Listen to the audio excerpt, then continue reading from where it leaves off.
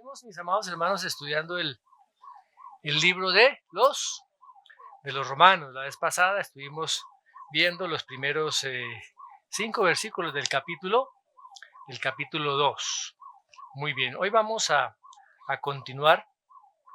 Vamos a retomar el capítulo 5, donde dice así la palabra de Dios.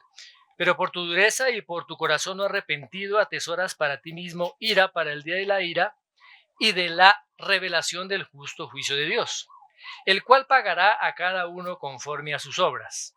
Vida eterna a los que perseverando en bien hacer buscan gloria y honra e inmortalidad, pero ira y enojo a los que son contenciosos y no obedecen a la verdad, sino que obedecen a la injusticia. Tribulación y angustia sobre todo ser humano que hace lo malo, el judío primeramente y también el griego, pero gloria y honra y paz a todo el que hace lo bueno, al judío primeramente y también al griego. Hasta ahí vamos a dejar en el día de hoy. Muy bien. Aquí el apóstol Pablo continúa hablando del tema que venía desarrollando. ¿Recuerdan cuál era ese tema? El tema era el día de la ira, como dice en el versículo número 5, el día de la ira y de la revelación del justo juicio de Dios. Ya habíamos nosotros mencionado, cuando se habla aquí del día de la ira, pues se está refiriendo al día del juicio final, el día del juicio donde toda la humanidad tendrá que estar presente allí delante de Dios. El apóstol Pedro también habla de ese día. Miremos allá la segunda carta de Pedro, capítulo 3. Segunda carta de Pedro, capítulo 3.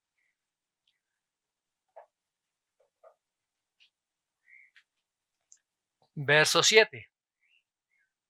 Segunda de Pedro 3:7. Dice, pero los cielos y la tierra que existen ahora están reservados por la misma palabra, guardados para el fuego en el día del juicio y de la perdición de los hombres impíos. Habla como ese día es el día de juicio y el día de la perdición de los hombres impíos. Vayamos a un texto también allí de Judas. Judas, versículo 6. Y a los ángeles que no guardaron su dignidad, sino que abandonaron su propia morada, los ha guardado bajo oscuridad en prisiones eternas para el juicio del gran día. Segunda de Timoteo. En segunda de Timoteo el apóstol Pablo también nos habla acerca de este día. Segunda de Timoteo 4:1.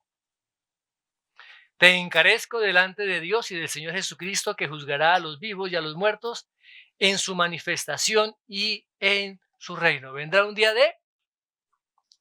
de juicio. Va a haber un juicio. Otro texto, Segunda de Tesalonicenses. Segunda de Tesalonicenses 1, versículos 7 y 8.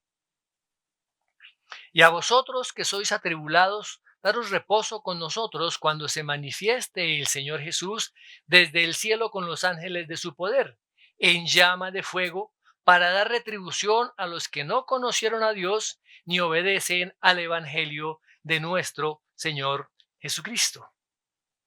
Va a haber un día donde va a haber un juicio. Para nosotros es algo ya corriente estar escuchando acerca de juicios. En estos días ha habido un juicio muy nombrado, ¿cierto?, a uno de los expresidentes de nuestra nación. Y todos han estado atentos, lo que dice el fiscal, lo que dicen los abogados defensores, los testigos, vienen unos dicen una cosa, otros dicen otra cosa. ¿Qué hace el fiscal? ¿Qué hace un fiscal? El fiscal es el que acusa. El fiscal es el que acusa, el que presenta todos los argumentos delante del juez para ver que esa persona es culpable del delito al cual se le está imputando. Ese es el fiscal. Y aquí en estos textos, el apóstol Pablo está actuando como ese fiscal delante de Dios acerca de toda la humanidad. Está manifestando todos los argumentos que hay a favor de que esa humanidad sea condenada. La condición de la humanidad. Y va a haber un día en que ese juicio se llevará a cabo. Vamos a ver en Apocalipsis capítulo 20, versículos del 11 al 15. Apocalipsis 20, del 11 al 15, dice así la palabra del Señor. Vi un gran trono blanco y al que estaba sentado en él, de delante del cual huyeron la tierra y el cielo, y ningún lugar se encontró para ellos. Y vi a los muertos, grandes y pequeños, de pie ante Dios, y los libros fueron abiertos. Y otro libro fue abierto, el cual es el libro de la vida. Y fueron juzgados los muertos por las cosas que estaban escritas en los libros según sus obras. Y el mar entregó los muertos que había en él, y la muerte y el Hades entregaron a los muertos que había en ellos. Y fueron juzgados cada uno según sus obras. Y la muerte y el Hades fueron lanzados al lago de fuego. Esta es la muerte segunda. Y el que no se halló inscrito en el libro de la vida fue lanzado al lago de fuego. Ese día vendrá. Ese día va a ser un día de juicio. El mismo Señor Jesucristo lo declaró. Miremos lo que dice ya en Mateo capítulo 13. Mateo capítulo 13, versos 41 al 43. Enviará el Hijo del Hombre a sus ángeles y recogerán de su reino a todos los que sirven de tropiezo y a los que hacen iniquidad. Y los echarán en el horno de fuego. Allí será el lloro y el crujir de dientes. Entonces los justos resplandecerán como el sol en el reino de su Padre. El que tiene oídos para oír, oiga. El mismo Señor Jesucristo lo dijo, lo manifestó. El escritor del libro de los Hebreos también, veamos allá en Hebreos capítulo 10, verso 31. Horrenda cosa es caer en manos de un Dios vivo. ¿Qué sucederá con todos los pecadores, con todos los que han hecho iniquidad en ese día del juicio? Caerán en las manos del Dios vivo. Caerán en las manos del Dios vivo. Ahora, hay un ejemplo en la historia de un gobernante que se llamaba Brutus. Él tenía 2 hijos y estos hijos se unieron para conspirar en contra de él, para derrocar su gobierno. Esta ofensa se castigaba con el delito capital. Merecían la muerte.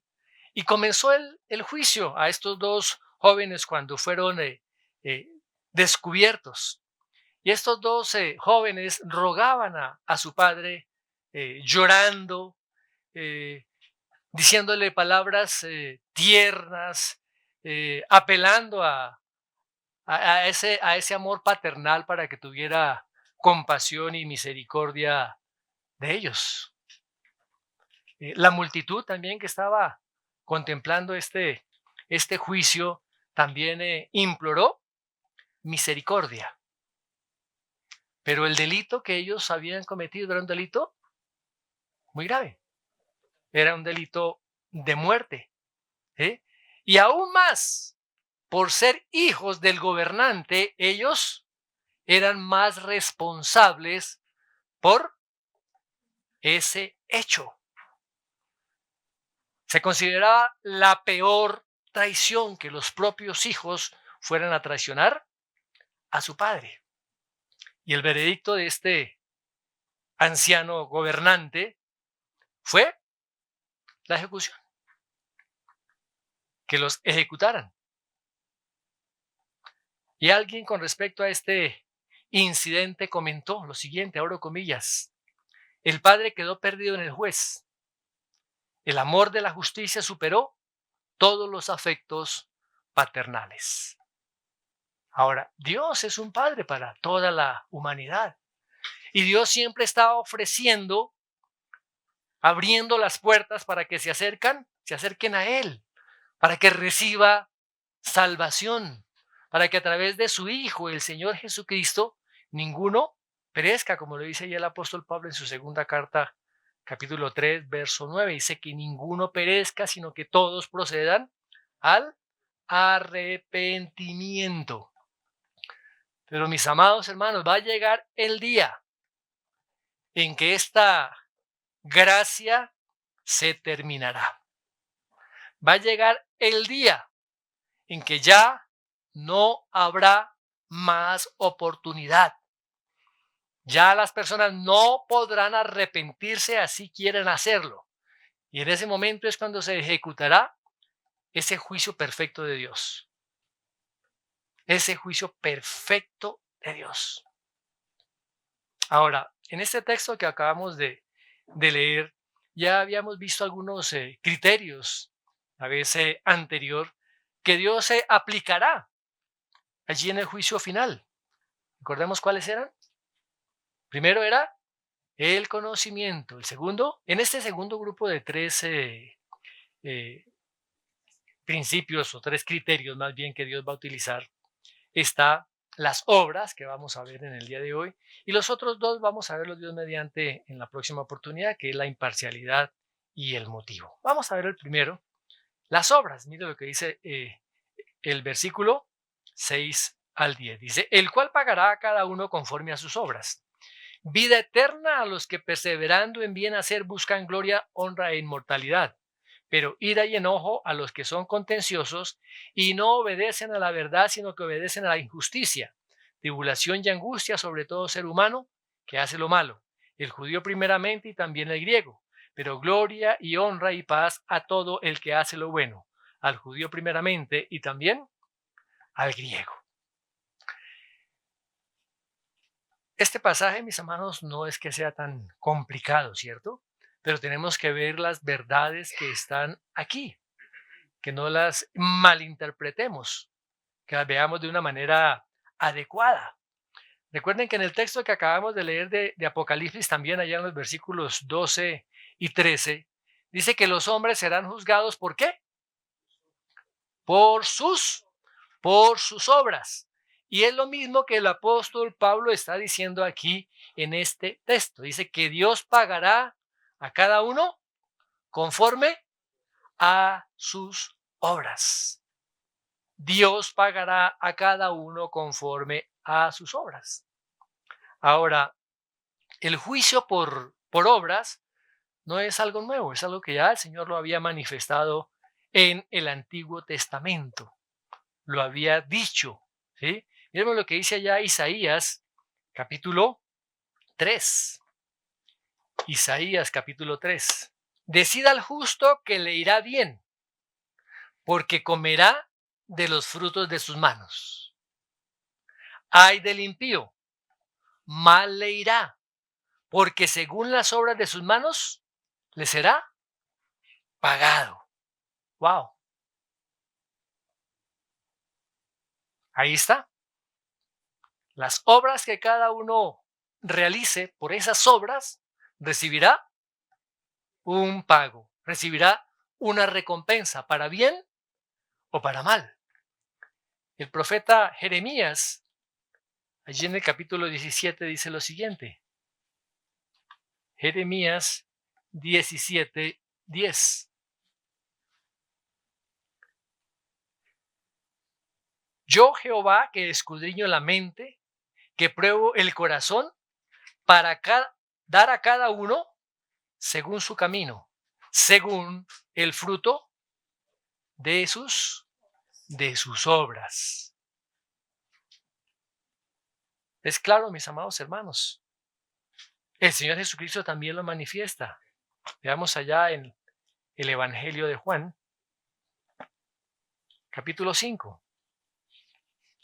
Juan, capítulo 5, versos 28 y 29. No os maravilléis de esto, porque vendrá hora cuando todos los que están en los sepulcros oirán su voz, y los que hicieron lo bueno saldrán a resurrección de vida, mas los que hicieron lo malo a resurrección de condenación. Ahora, es importante, mis amados hermanos, aclarar la diferencia, ¿cierto?, entre cómo se obtiene o cómo podemos recibir nosotros la salvación. La salvación se recibe únicamente a través de la fe en la obra que el Señor Jesucristo hizo, ¿cierto? Solamente la salvación se recibe por fe, sola fe. Pero el juicio está basado sobre las obras de cada uno. Miremos otro texto allá en 1 Corintios, capítulo 3. 1 Corintios, capítulo 3, verso 8. Y el que planta y el que ciega son una misma cosa. El que planta y el que riega son una misma cosa, aunque cada uno recibirá su recompensa conforme a su labor. Y más adelante, en el capítulo 3, versos 11 al 15, dice lo siguiente, el apóstol Pablo: nadie puede poner otro fundamento que el que está puesto, el cual es Jesucristo.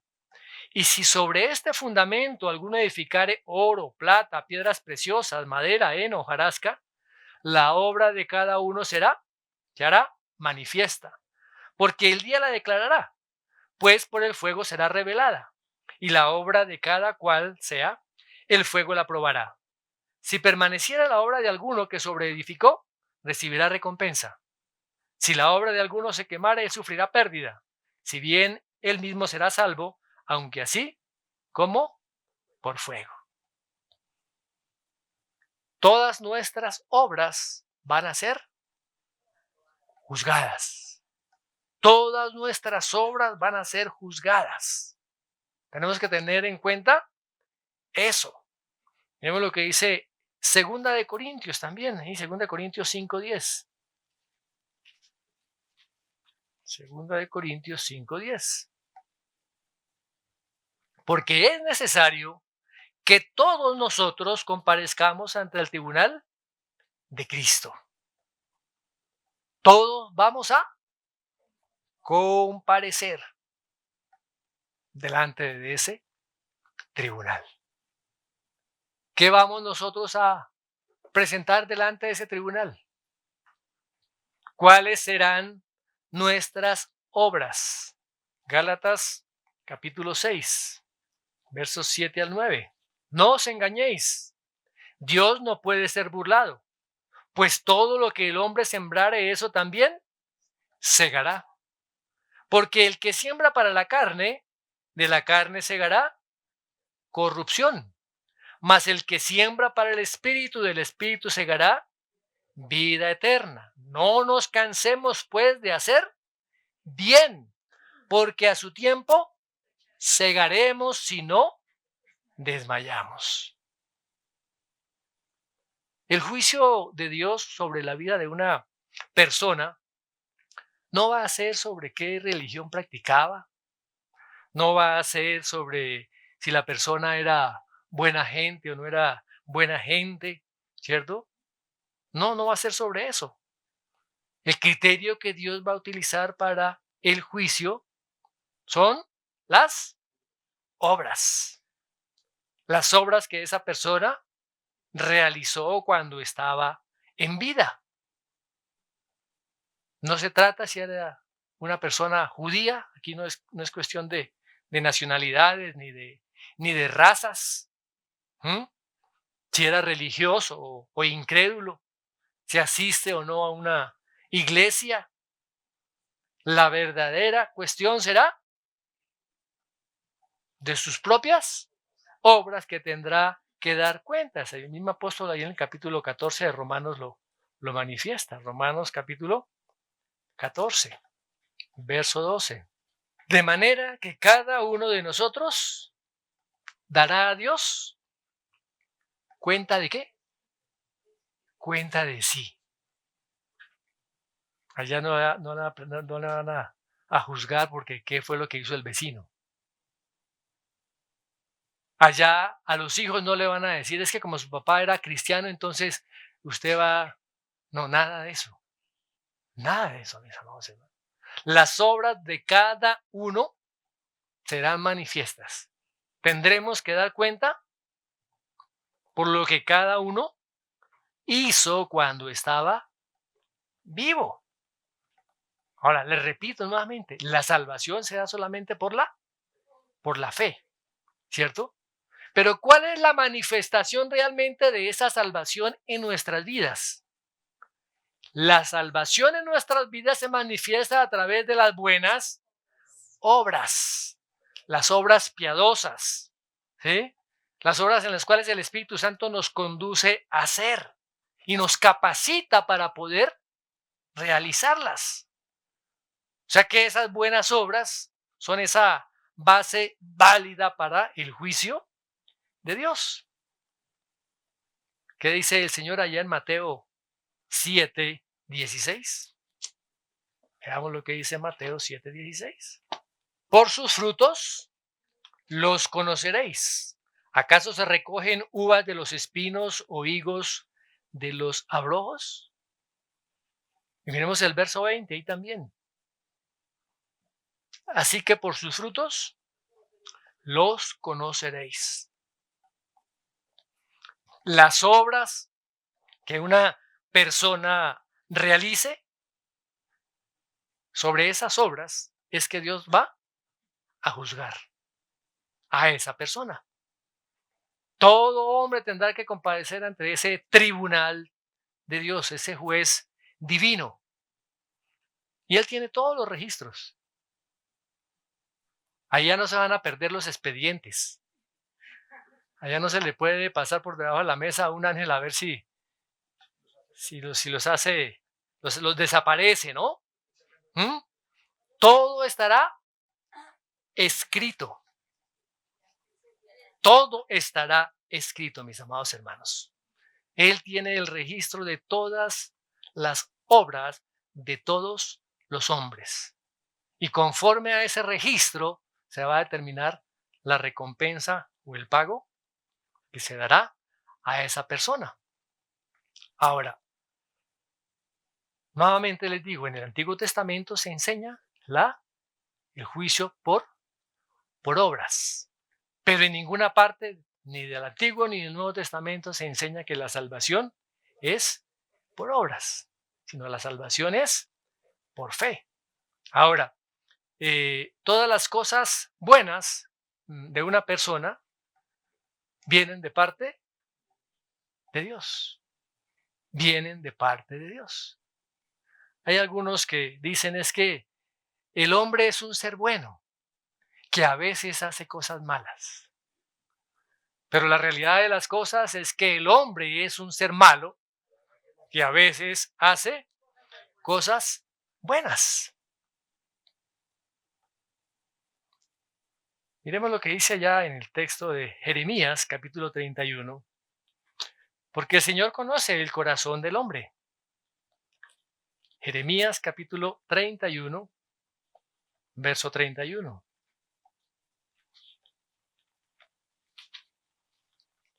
Porque era necesario un nuevo pacto. Jeremías 31 dice, he aquí vienen días, dice Jehová, en los cuales haré nuevo pacto con la casa de Israel y con la casa de Judá. No como el pacto que hice con sus padres el día que tomé su mano para sacarlos de la tierra de Egipto, porque ellos invalidaron mi pacto, aunque fui yo un marido para ellos, dice Jehová. Pero este es el pacto que haré con la casa de Israel después de aquellos días, dice Jehová. Daré mi ley en su mente y la escribiré en su corazón. Y yo seré a ellos por Dios y ellos me serán por pueblo. Fíjese que en el nuevo pacto la misericordia está extendida. En el nuevo pacto esa gracia de Dios viene sobre personas que realmente no la merecíamos. O sea que la obra de salvación se debe total y enteramente a la voluntad y el poder y la soberanía de Dios. Vemos lo que dice Primera de Timoteo, capítulo 1. Primera de Timoteo, capítulo 1, versos 15 y 16. Palabra fiel y digna de ser recibida por todos, que Cristo Jesús vino al mundo para salvar a los pecadores, de los cuales yo soy el primero. Pero por esto fui recibido a misericordia, para que Jesucristo mostrase en mí el primero toda su clemencia, para ejemplo de los que habrían de creer en él para vida eterna. Pablo mismo se está aquí colocando como ejemplo, ¿cierto? Yo fui recibido a misericordia. Yo soy el primero de todos los pecadores. Pablo antes de conocer al Señor, un religioso, un fariseo de fariseos, apegado a la ley, pero él no reconocía a sí mismo su propio pecado. Mis amados hermanos, a veces nos creemos tan justos delante de Dios que no reconocemos nuestro propio pecado. Y como lo vimos en algunas ocasiones anteriores, juzgamos a los demás. Mire ese, mire aquel, lo que hace, cómo vive. Pero dice la palabra que nos estamos nosotros juzgando a nosotros mismos porque estamos haciendo lo mismo. Estamos viviendo lo mismo, estamos pensando de la misma manera. Dios extiende su misericordia a todos. Y esa gracia y esa bondad y ese amor está expresado a través de la obra del Señor Jesucristo en la cruz. Y de esa manera es que nosotros podemos ser salvos. Efesios capítulo 2, versos 8 y 9. Porque por gracia sois salvos por medio de la fe. Y esto no de vosotros, pues es un don de Dios, no por obras, para que nadie se gloríe. O sea que la salvación es solamente por fe. Bueno, entonces alguien se podría preguntar, bueno, entonces, ¿qué tienen que ver aquí las obras? ¿Cierto? ¿Qué tienen que ver aquí las obras? Miren lo que dice ahí en versículo 10 del capítulo 2 de Efesios. Porque somos hechura suya, creados en Cristo Jesús para buenas obras, las cuales Dios preparó de antemano para que anduviésemos en ellas. Mis amados, la salvación produce buenas obras. Dios ha preparado buenas obras para todos aquellos que son salvos. Si somos hechura del Señor, conforme a su imagen, las obras de Dios se deben manifestar en cada una de nuestras vidas. Ahí viene la pregunta. ¿Estamos manifestando las obras de Dios en nuestras vidas? Porque esa es la evidencia de que usted es salvo. En el capítulo 2 de Filipenses, veamos Filipenses capítulo 2, mire lo que declara el apóstol Pablo. Filipenses 2:12. Por lo tanto, amados míos, como siempre habéis obedecido, no como en mi presencia solamente, sino mucho más ahora en mi ausencia, ocupaos en vuestra salvación con temor y temblor. ¿Qué significa eso? Que una vida que ha recibido la salvación del Señor por la fe debe dar manifestación o pruebas de esa salvación. ¿Cómo? Haciendo la obra de Dios, realizando las obras que Dios ha determinado para cada uno de nosotros. Y son esas obras que se ven, son esas obras visibles, son esas obras externas que se deben manifestar en nuestra vida, que manifiestan nuestra fe interna. La salvación no es por obras, pero la salvación produce obras, obras genuinas, obras buenas en la vida de una persona que realmente es salva. Y a la vista de Dios es una evidencia de que esta persona es salva. Ahora, cuando no hay esas obras en una persona, cuando no hay obras buenas en una persona, ¿qué sucede? Esa persona está bajo juicio, mis amados hermanos. Está bajo el juicio de Dios. Cuando se ven esas obras, es una manifestación de que esa persona es salva y por ende esa persona ha sido justificada. Ha habido un corazón nuevo, un corazón regenerado. Pero cuando no hay esas obras buenas, lo que está manifestando es injusticia. Ay, ay, ay. Ahora, Dios sabe si hay realmente un corazón regenerado, un corazón nuevo. Entonces aquí lo que Pablo está hablando es cuál es la base para el juicio.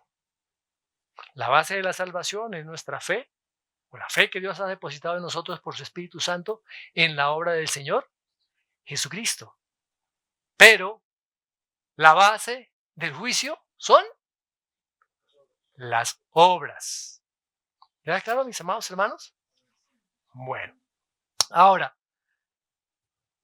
miremos otro texto que se encuentra ahí en Romanos 7, el versículo 7. No, versículo 6, ¿no? Dice, el cual pagará a cada uno conforme a sus obras. Vida eterna a los que perseverando en el bien hacer buscan gloria, honra e inmortalidad. ¿De quién está hablando aquí? Ese versículo, ¿a quién se refiere?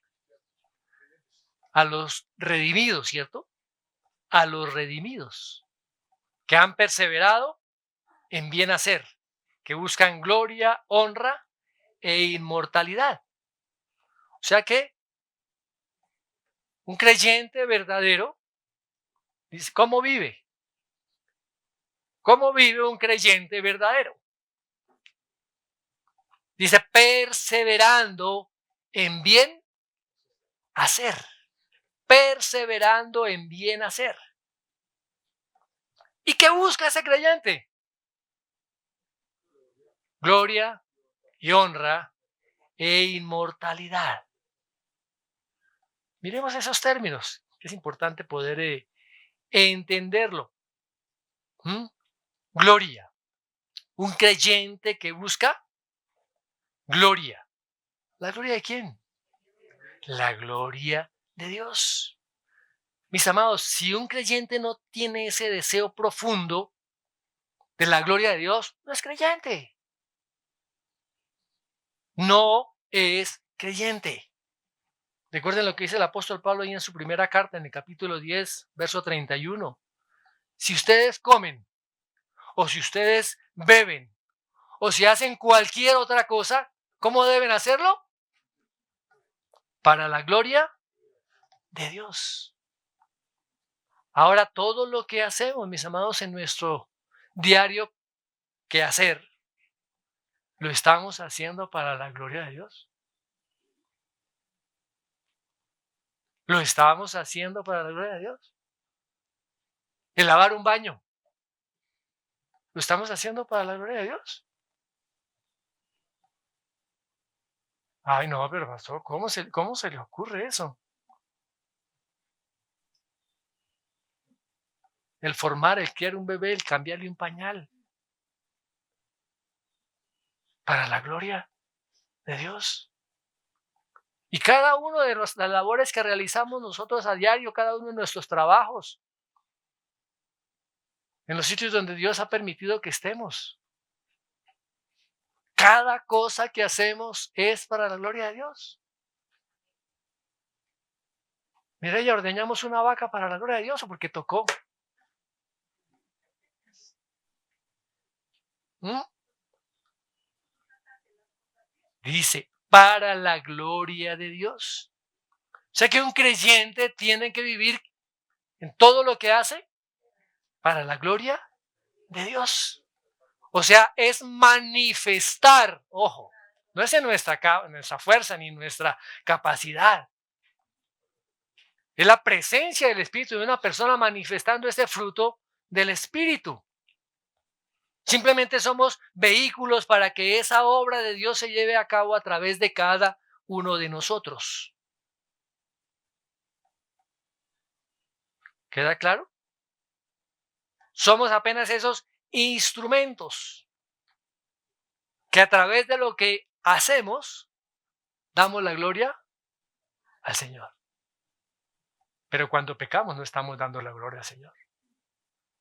Cuando pecamos estamos dándole la gloria a otro. Ahora, también un creyente también debe buscar gloria para sí mismo, pero no de esa manera carnal o egocéntrica, ¿cierto? De la naturaleza caída, sino más bien de ese momento en que esa gloria sea realmente manifiesta plenamente en cada uno de nosotros, cuando finalmente nuestra salvación sea perfeccionada, cuando nosotros seamos realmente transformados. Ahora, las tribulaciones, los problemas, ¿qué deben producir en un cristiano? Miremos lo que dice el apóstol Pablo ahí en 2 de Corintios. 2 de Corintios, capítulo 4. 2 de Corintios, capítulo 4, versos 17. Dice, porque esta leve tribulación momentánea produce en nosotros un cada vez más excelente y eterno peso de gloria.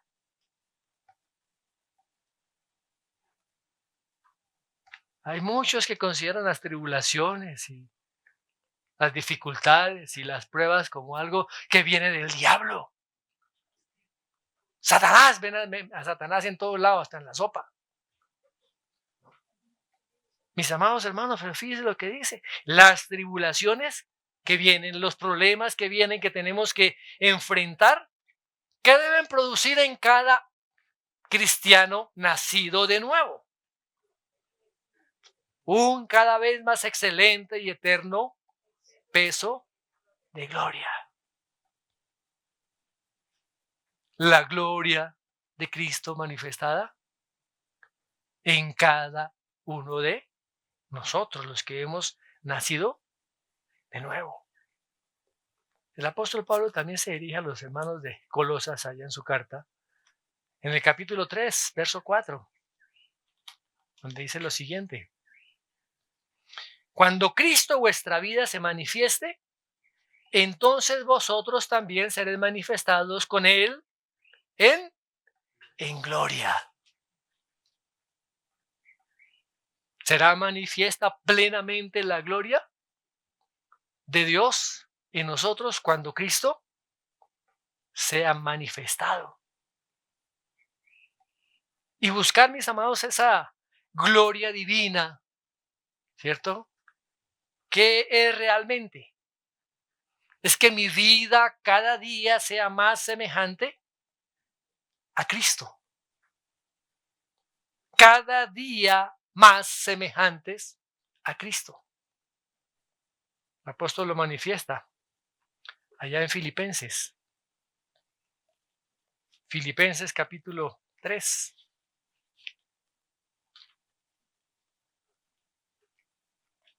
Versos 10 al 14. A fin de conocerle y el poder de su resurrección y la participación de sus padecimientos, llegando a ser semejante a él en su muerte, si en alguna manera llegase a la resurrección de entre los muertos. No que lo haya alcanzado ya, ni que ya sea perfecto, sino que prosigo por ver si logro hacer aquello para lo cual fui también asido por Cristo Jesús. Hermanos, yo mismo no pretendo haberlo ya alcanzado, pero una cosa hago, olvidando ciertamente lo que queda atrás y extendiéndome a lo que está delante. Prosigo a la meta, al premio del supremo llamamiento de Dios en Cristo Jesús. Y mira lo que dice el verso 20. Mas nuestra ciudadanía está en los cielos, de donde también esperamos al Salvador, el Señor Jesucristo. Y el 21, el cual transformará el cuerpo de la humillación nuestra para que sea semejante al cuerpo de la gloria suya, por el poder con el cual puede también sujetar a sí mismo todas las cosas. Un creyente verdadero busca la gloria de Dios y que su vida refleje esa gloria de Dios para que finalmente también Él sea glorificado juntamente con Cristo. ¿Qué más busca el verdadero creyente? Gloria, honra, honra. Y no es la honra que da el mundo, ¿cierto? No es la honra que da el mundo a las personas, sino la honra que viene de parte de Dios. Mateo 25:31. Poder escuchar del Señor, bien, buen siervo y fiel, sobre poco has sido fiel, sobre mucho te pondré, entra en el gozo de tu Señor. Esa es la verdadera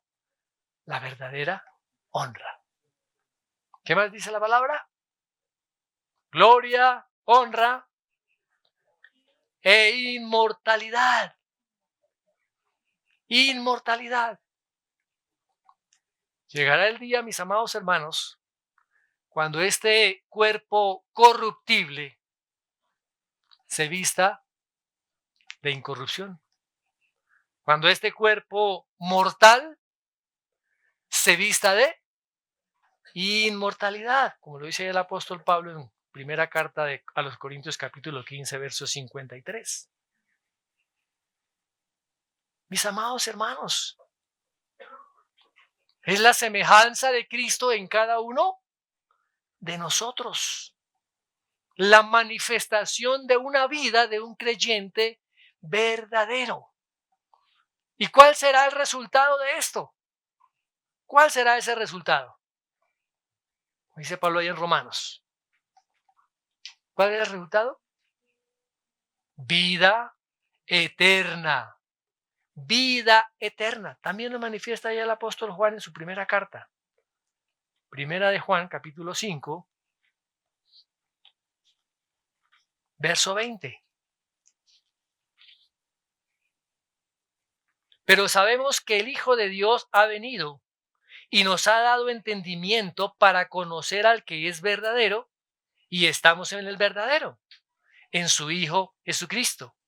Este es el verdadero Dios y la vida eterna.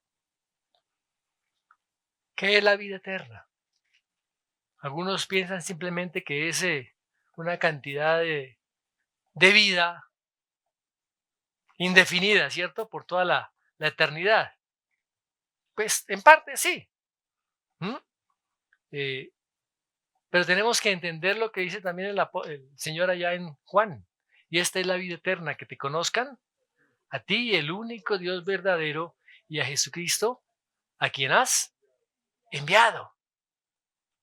O sea que la vida eterna no es simplemente esa cantidad indefinida de tiempo, podríamos decirlo, una existencia eterna, sino realmente el conocimiento de Dios a través de Jesucristo. Pero, ¿qué va a pasar con los no salvos? Que no tienen esa vida eterna. Van a recibir también muerte y castigo eternos. Muerte y castigo eternos. Ahora, esa vida eterna es una calidad de vida. Es la vida de Dios en la vida del hombre. La vida de Dios en la vida del hombre. Por eso es que el apóstol Pablo decía, ya no vivo yo, ahora es Cristo que vive en mí. Lo que yo ahora vivo en la carne, lo vivo en la fe del Hijo de Dios, el cual me amó y se entregó a sí mismo por mí, allá en Gálatas 2:20. Ahora, quien ha sido realmente salvo, tiene la vida de Dios en él. El Espíritu Santo mora en él. Y eso hace que se refleje el carácter de Dios en la vida de esta persona. ¿Qué produce? Un carácter piadoso. Un carácter piadoso. Ese carácter piadoso lo llevará a ejecutar obras piadosas. Y sobre esa base será juzgado. ¡Ah, carambas! ¿Usted cree que una persona puede tener vida sin respirar? Un ser humano, que hay organismos que son anaerobios, que no necesitan oxígeno para respirar. Pero una persona puede vivir sin respirar o puede contener la respiración indefinidamente. No puede haber vida si esa vida no está en nosotros. La vida de Dios. Por eso ahora cada uno somos el templo del Espíritu Santo. Y esa presencia del Espíritu Santo, ¿qué produce en la vida del creyente? Una vida piadosa. Y aquí es el momento. Nuestras vidas realmente son vidas piadosas delante de Dios y delante de las personas que nos ven. Son obras de justicia las que nosotros realizamos. Somos salvos por la fe, pero seremos juzgados por nuestras obras. Cuando conocemos al Señor, cuando nuestros ojos son abiertos a las verdades del Evangelio, creemos en Él, nos arrepentimos, somos salvos. Reconocemos a Cristo como nuestro Señor, como nuestro Salvador, pero a partir de ese momento, el creyente asume una responsabilidad. ¿Y cuál es esa responsabilidad? De obedecer al Señor. Obediencia a Dios. Y esa obediencia a Dios es un distintivo de ese carácter espiritual nuevo en la vida de ese creyente. La palabra dice que la fe produce libertad, ¿cierto? La fe en Cristo. ¿Libertad para qué? ¿Para hacer lo que nos viene en gana? ¿Libertad para qué? No es libertad para pecar, sino es la libertad y una nueva capacidad para hacer lo que a Dios le agrada. Porque a veces solamente estamos pensando, es que esto será pecado o no será pecado. Pero tenemos que tener un criterio mucho más alto. Señor, ¿esto te agrada? ¿Eso es lo que tú quieres? Porque a veces hacemos cosas buenas, pero que no son del agrado de Dios. ¿Cómo así? Sí, podemos hacer muchas cosas buenas. ¿Ustedes creen que los injustos no hacen cosas buenas? ¿No montan un orfelinato y eso es algo bueno? o un ancianato, una fundación para ayuda, reparten comida y todo eso. Son cosas buenas, pero ¿son realmente guiadas por el Espíritu Santo?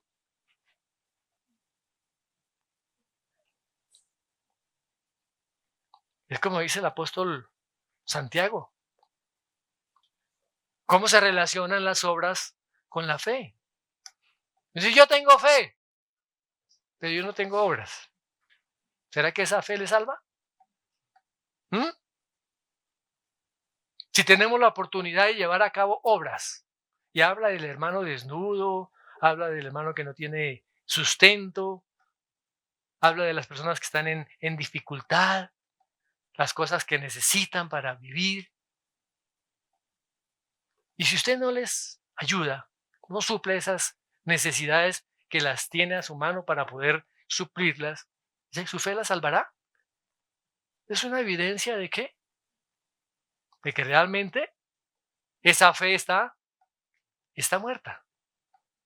Por eso el apóstol dice, yo te mostraré mi fe a través de mis obras. Y afirman, ¿tú crees que Dios es uno? Ajá, pues muy bien. También los demonios creen y tiemblan. ¿Y quieres saber más? Que la fe sin obras es muerta, porque como el cuerpo sin espíritu está muerto, así también la fe sin obras está muerta.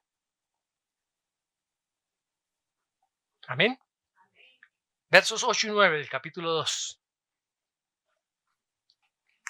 Pero ira y enojo a los que son contenciosos y no obedecen a la verdad, sino que obedecen a la injusticia, tribulación y angustia, sobre todo ser humano que hace lo malo, el judío primeramente y también el griego. Aquí hay un contraste, ¿no? En ese versículo, entre los que están haciendo las obras de Dios, los que están haciendo lo bueno, los que pertenecen a Dios, y las obras de aquellos que no pertenecen a Dios. Y la primera característica de esas personas que no son redimidas, como dice ahí el apóstol, dice la palabra que son ¿qué? Contenciosos. Contenciosos. ¿Qué significa eso? Que tienen un carácter egocéntrico. Egocéntrico. Esta palabra en griego se asocia también con la persona que es asalariada, ¿sí? O se podría decir a un mercenario. ¿Qué hace un mercenario? A un mercenario se le paga porque haga un determinado trabajo sin reparar ni considerar las demás cosas. Si hay daños colaterales, eso sí no es problema de él. Todo lo hace para complacerse a sí mismo. En este caso, por su paga. Y esa es la condición del hombre que no conoce a Dios. Es contencioso. No tiene lugar, no hay espacio para la presencia de Dios en su vida. ¿Qué otra cosa dice con respecto al no regenerado? Que no obedecen a la verdad. No obedecen a la verdad. No tiene por qué obedecer a Dios. Él tiene sus propios criterios. Aunque está marcado, señalado el camino de la verdad. Cuando yo no obedezco la verdad, estoy en rebelión. Y fijemos que esa fue la razón de la caída de la humanidad, ¿cierto? ¿Por qué yo? ¿Por qué tanta gracia? ¿Por qué tengo que obedecerle? ¿Por qué tengo que hacer lo que usted dice? ¿Han escuchado las palabras? ¿Por qué tengo que hacer lo que usted dice? ¿Han escuchado a algún hijo decir, ¿por qué tengo que hacer lo que usted dice? ¿Por qué tengo que hacer caso? ¿Por qué la hora de llegada es a esta hora y no a la hora que yo quiero? ¿Por qué yo no puedo hacer esto, no puedo hacer lo otro?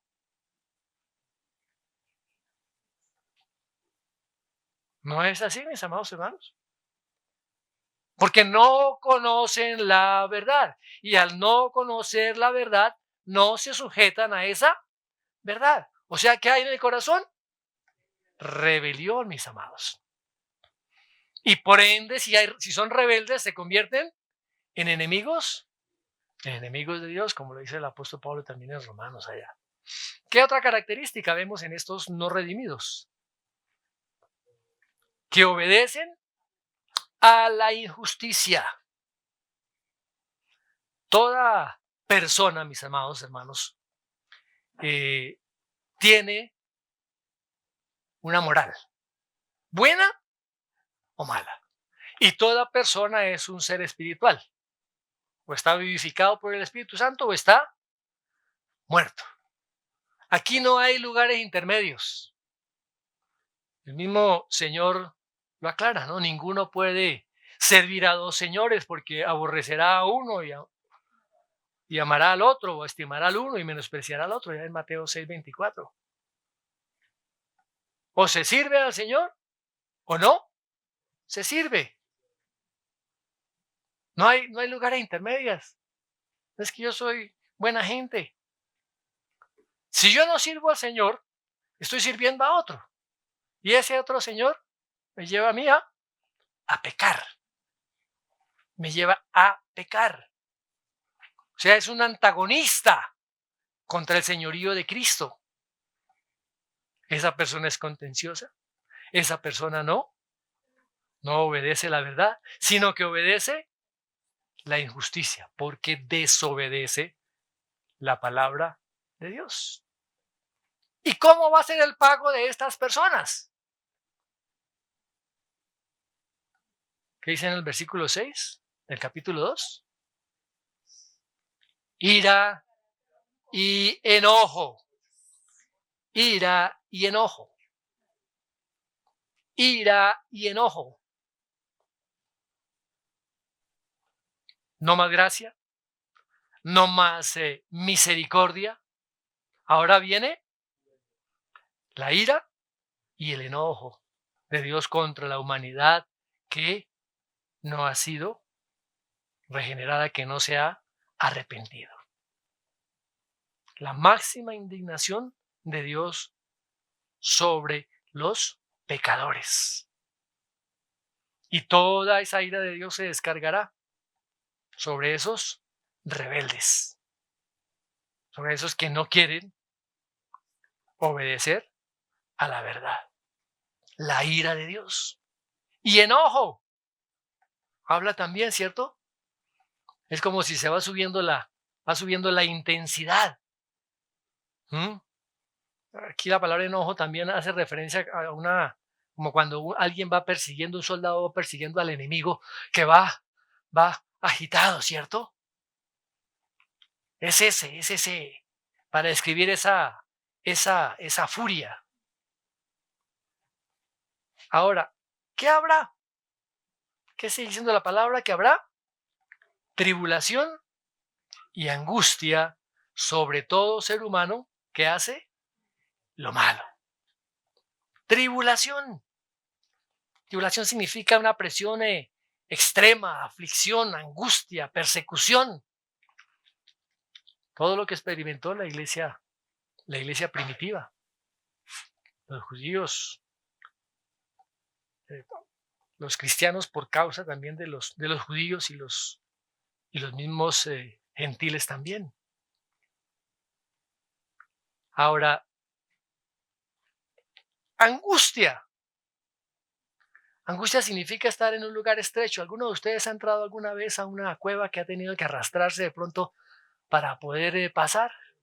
No sé si hayan experimentado eso, ¿sí? Estar en un lugar estrecho y sentirse uno apretado por todos lados y no poder uno casi moverse. Recuerdo que años atrás estuvimos por allí en unas cuevas cerca a Suezcún y en medio de la oscuridad y sentirse uno allí atrapado, eso es algo terrible, terrible.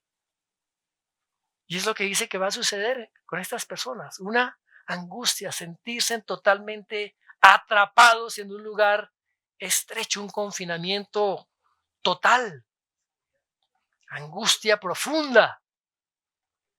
Tremendo, mis amados hermanos. Un confinamiento absoluto, solitario, aislado totalmente por la eternidad, sin ninguna esperanza de poder escapar, sin ninguna esperanza de que pueda haber algún tipo de alivio. ¿Qué sigue diciendo Pablo? Dice, el judío primeramente y también el griego. Aquí está hablando de quiénes? De los no regenerados, de los no regenerados, de los que han sido condenados. Pero recordemos que los judíos estaban acostumbrados a pensar de sí mismos que eran los primeros y los mejores ante los ojos de Dios, y que ningún judío realmente creía que esto era, que el juicio, que el castigo era para ellos. Por ahí que tenían unas cuantas excepciones, a Rab y a Rub, que eran gentiles, pero que de resto ellos eran favorecidos hicieran lo que hicieran, y que Dios había escogido a Israel por encima de todos los pueblos para que fuera su nación. Pero miremos lo que dice Amós allá en el capítulo 3, verso 2. Dice, a vosotros solamente he escogido de todas las familias de la tierra. ¿Pero qué sigue diciendo? Por tanto, os castigaré por todas vuestras maldades. Si yo los escogí a ustedes primero, pero también ustedes van a ser los primeros en ser juzgados. Los primeros en ser juzgados. Por eso aquí habla Pablo que al judío, primeramente, Dios ha dado primeramente la oportunidad de salvación a los judíos. Se la ha dado a ellos. Y ellos son aún más responsables ante ese juicio de Dios. Y ellos también tienen que realizar esas obras justas.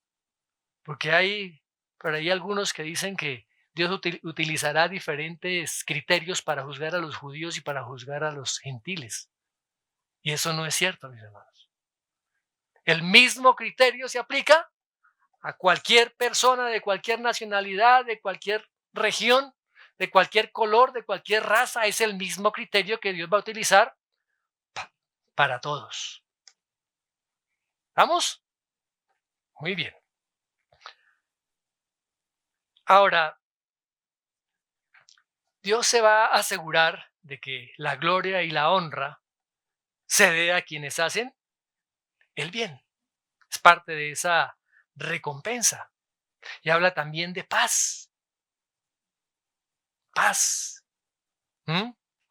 Estamos en una relación con Dios de paz. Estamos en una relación con los demás también de paz. Amén. Muy bien. Ahora, cuando se habla también del griego, es de toda la raza, o de todas las personas gentiles. Él primero va a tratar con su pueblo y después va a tratar con los gentiles.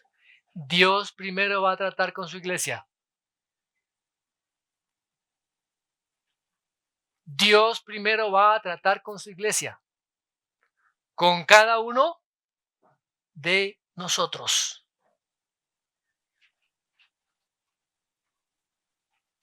¿Cómo les parece? Mis amados, tenemos una gran responsabilidad. El ser cristiano no es tener un nombre ni es asistir a una iglesia. El ser cristiano es manifestar la vida de Cristo en cada uno de nosotros, como lo manifiesta aquí el apóstol Pablo. Es que nuestras vidas manifiesten la gloria de Dios. ¿Vamos? Oremos. Padre, te damos gracias por tu palabra, Señor. Gracias porque esta palabra, Señor, nos lleva también a evaluarnos a cada uno de nosotros si estamos realmente haciendo las obras de justicia que deberíamos hacer por causa de que somos redimidos. Si esas obras realmente están manifestando esa fe salvífica en nuestras vidas. Señor, que tu Espíritu Santo traiga cada día más luz y entendimiento a cada uno de nuestros corazones, para que cada día podamos ponernos cada vez más de acuerdo contigo. Que nosotros menguemos, pero que tú crezcas en cada uno de nosotros. Y que como hijos tuyos podamos llevar a cabo estas obras para que el día del juicio, Señor, tú puedas decirnos: bien, buen siervo y fiel. Sobre poco has sido fiel, sobre mucho te pondré. Entra en el gozo de tu Señor. Gracias, Padre, en el nombre de Jesús. Amén.